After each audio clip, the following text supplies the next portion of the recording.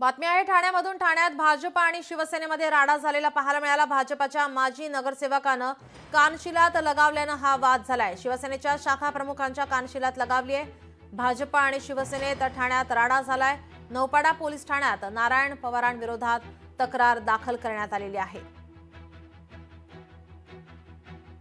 काल लोक जल्लोष करण्यासाठी खाली उतरलेले, तिकडून 50 ते 60 लोकांचं नारायण शंकर पवार इथे घेऊन आले आणि आम्हाला डायरेक्ट येऊन मारहाण चालू केली। मला मारहाण केली, शाखा प्रमुख हरीश माडिक यांना मारहाण केली की तू काय नेता झाला का असं वगैरे। त्यांनी आम्हाला शिवीगाळ केली, मला लाथीने मारले।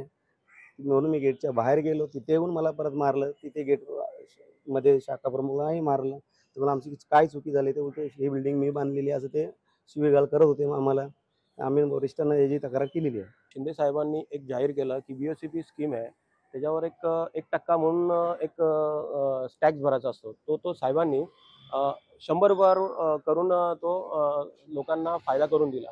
त्यासाठी आम्ही जल्लोष साजरा करण्यासाठी आम्ही एकत्र जमलो। आमचे पदाधिकारी, आमचे बिल्डिंगतले सगळे रहिवासी आम्ही एकत्र आलो आणि जल्लोष साजरा करून पेढे वाटून करून आणि साहेबांना आम्ही व्हिडिओ कॉलद्वारे आम्ही सर्व व्हिडिओ करून आम्हाला साहेबांशी अभिनंदन प्रस्ताव आम्ही करणार होतो।